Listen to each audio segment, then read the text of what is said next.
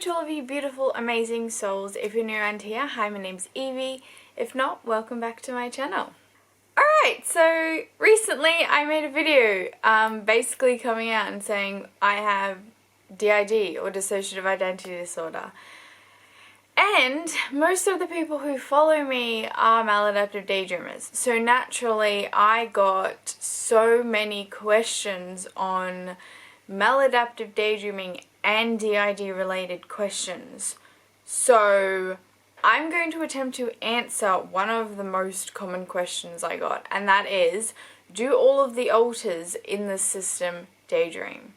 Or at least daydream to the point that it's maladaptive daydreaming? The short answer to this is no. We do not all maladaptive daydream. However, there is a longer answer if you're interested. So, for those of you who don't know, I am 11. I make most of the videos on this channel, at least I record most of the videos. I am the primary protector of this system. I maladaptive daydream. There is one other alter that I know for certain maladaptive daydreams, and that is the host, 6. So in total, I know that definitely at least 2 of us maladaptive daydream. Myself and 6.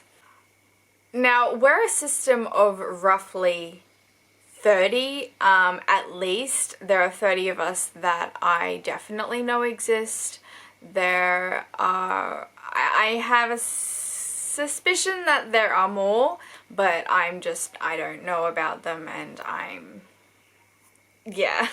So, we're a system of 30 plus alters. And 2 of us maladaptive daydreaming isn't actually that much. However, I do have my suspicions. I think there are a few other alters that do maladaptive daydream, but I don't share a lot of time. Me and myself and 6, we spend a lot of time fronting and we spend a lot of time close together, so things accidentally get shared between us quite often, so it's very easy for me to know that she's a maladaptive daydreamer.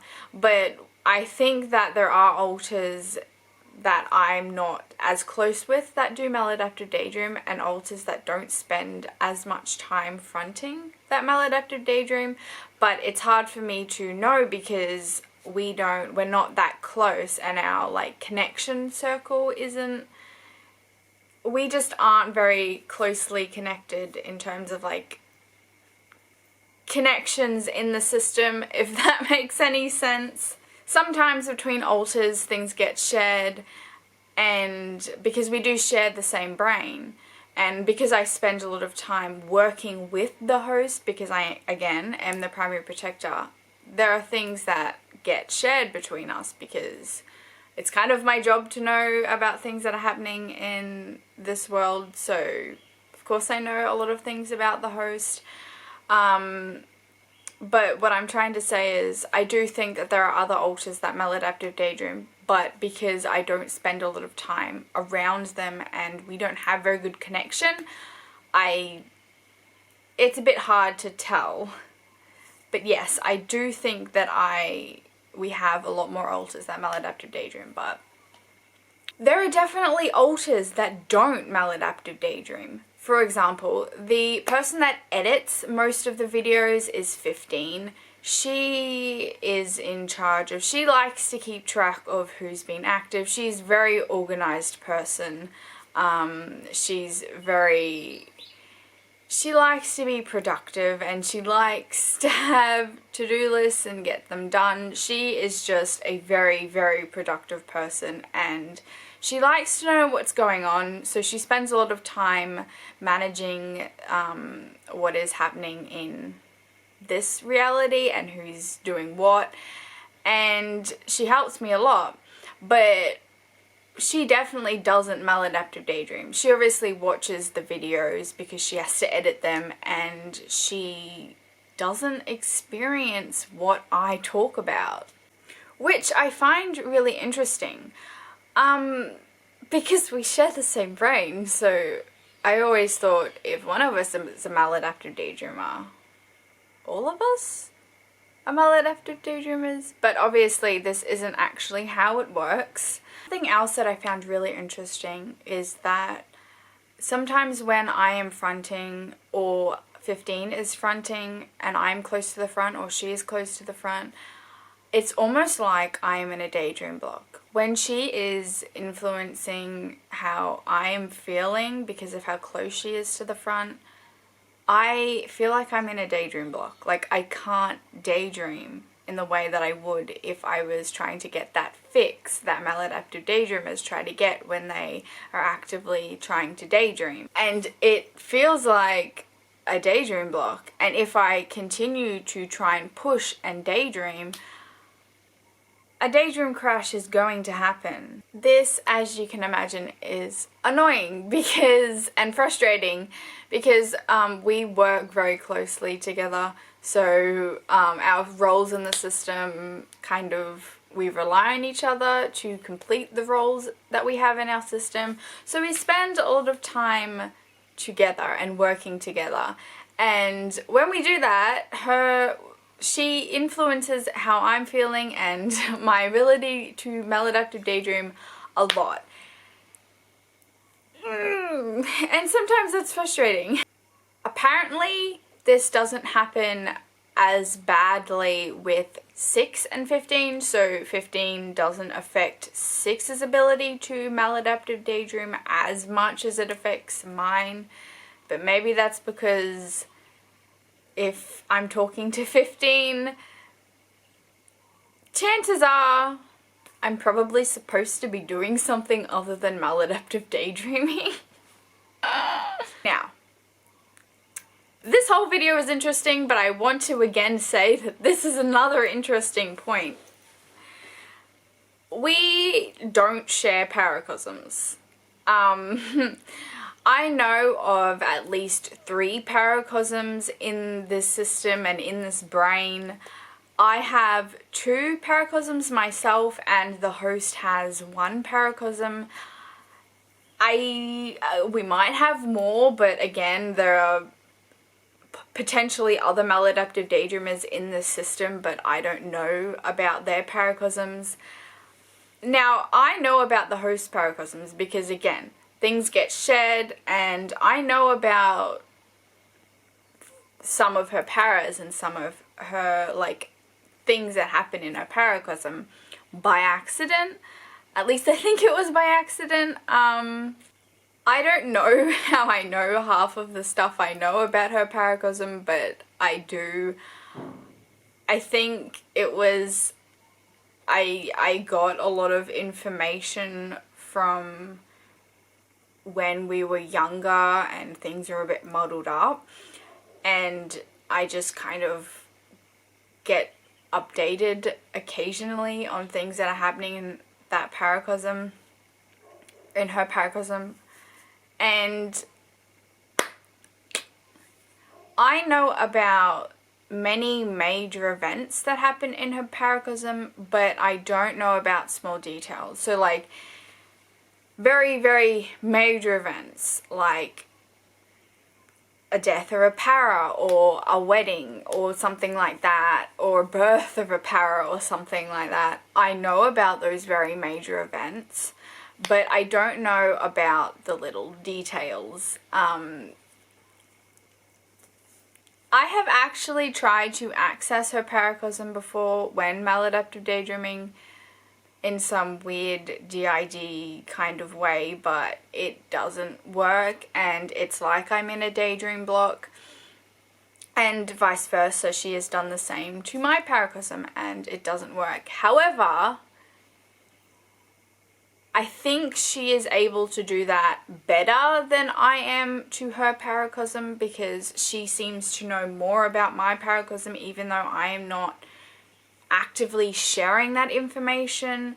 I don't know how it works. DID is a very weird thing. I also know about a lot of her paras. I think that's one of the things we share the most is accidentally is paras. because maybe it's because of the strong emotional connection that maladaptive daydreamers have to their paras. I think that might be why I'm more likely to know about her paras and she is more likely to know about my paras, is because of that strong emotional connection and the way we wish to have our paras. Well, that turned sad real fast. I know about her paracosm and I want to be able to go and like get into a paracosm, but that's simply not gonna happen apparently. I think I have had glimpses of, now this is why I think there are other maladaptive daydreamers in the system, because I think I may have had glimpses of other paracosms while I'm daydreaming, and this is like very intense daydreaming, remember, so it's not like normal daydreaming, and it's, if you're not a maladaptive daydreamer you don't quite understand what I'm getting at when I'm like very intense daydreaming. So it's almost like you're at some sort of weird trance and you just have access to a weird part of your brain, and it's like the paracosms are being stored in one particular part of the brain, and when another alter maladaptive daydreams, they can potentially have a glimpse of somebody else's paracosm because that information is stored in one part of the brain. That is completely a theory, but this is me trying to explain what I'm experiencing. So I think I may have had glimpses of other people's paracosm, and they're not the host and they're not mine, so I would assume there's somebody else's, like there's another alter who maladaptive daydreams. Also found that our paracosms sometimes take things from, like we accidentally take things from each other's paracosm. So a major event that happens in my paracosm will happen in the host's paracosm. And this isn't with us communicating what is happening in our paracosm, it just happens, and then later on we kind of realize, oh wait, these things mirror each other. They're slightly different because they happen to different paras and in different paracosms, but they're the same, and it's really weird, and I want to know if this is making any sense to somebody else who has DID and maladaptive daydreams, because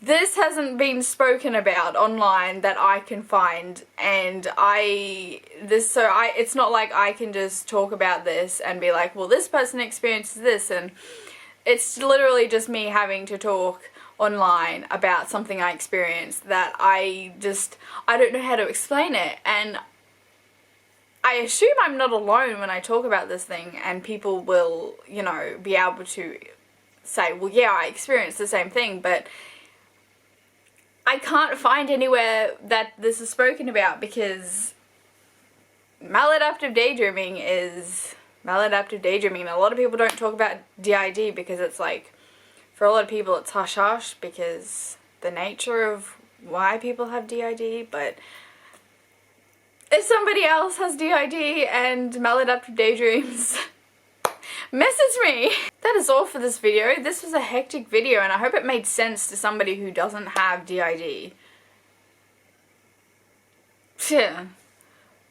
And I also hope it made sense to people who don't have DID and don't maladaptive daydream. If you don't have DID and you don't maladaptive daydream and you're watching this video, thank you so much. You're amazing. Anyway, that was it. I hope it answered the question and it was understandable. I don't know how to explain what I'm experiencing, but I hope it answered the question. Anyway, like always, stay unique.